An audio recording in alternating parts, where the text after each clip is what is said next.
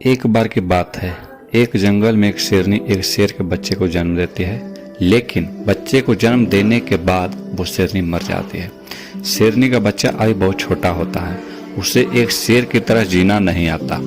उसके पास से भेड़ों का एक झुंड निकलता है। शेरनी का बच्चा उस झुंड में शामिल हो जाता है। वो उन भेड़ों के साथ ही रहने लगता है। उसे पता नहीं होता कि वो एक शेर है। वो भेड़ों के साथ रहते रहते खुद को भी भेड़ समझने लगता है। वो भेड़ों की तरह ही रहने लगता है। जैसे जैसे समय बीतता है वो बच्चा बड़ा हो जाता है। कुछ सालों बाद वो एक बड़ा और जवान शेर बन चुका होता है। लेकिन भेड़ों के साथ रहते रहते वो खुद को भेड़ ही समझता है। बाकी भेड़ों को भी उसकी आदत हो जाती है, जिसके कारण वो उससे नहीं डरते हैं। फिर एक दिन उस भेड़ों के झुंड पर एक बुढ़ा शेर हमला कर देता है। यह देखकर वो सारी भेड़ें अपनी जान बचाकर भागने लगती है। वो शेर भी उन भेड़ों के साथ अपनी जान बचा के भागने लगता है। इतने में उस बुढ़े शेर की नजर उस जवान शेर पर पड़ती है। वो ये देखकर हैरान हो जाता है। एक शेर भेड़ों को बीच में इस तरह रह रहा होता है, क्योंकि उसने आज तक इससे पहले ऐसा नजारा नहीं देखा होता है।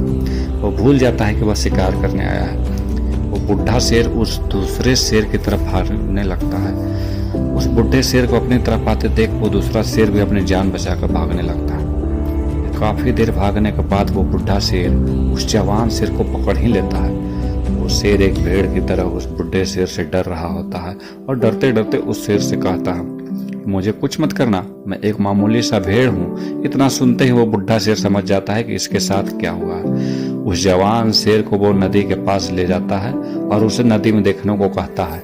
नदी का पानी बिल्कुल साफ होता है, जिससे वो शेर नदी में देख सकता है।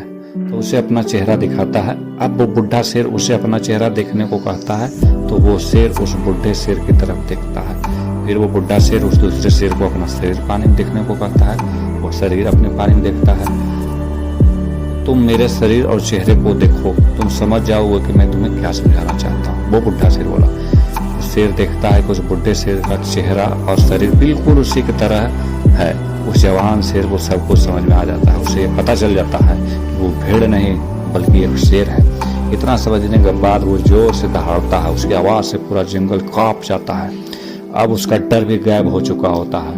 वो अपने एक अंदर अलग ही ताकत महसूस करता है। तो दोस्तों, बहुत बार यही होता है कि हमारी ज़िंदगी में कुछ ऐसे लोग भी होते हैं जो हमें कहते रहते हैं कि तुमसे कुछ नहीं हो पाएगा, तुम कुछ नहीं कर सकते हो, और वो हमें हमारी असली ताकत जानने से रोकते हैं। इसलिए हमें उनकी बातों को अनसुनी कर देना चाहिए और खुद को पहचानना चाहिए, अपनी काबिलियत को समझना चाहिए।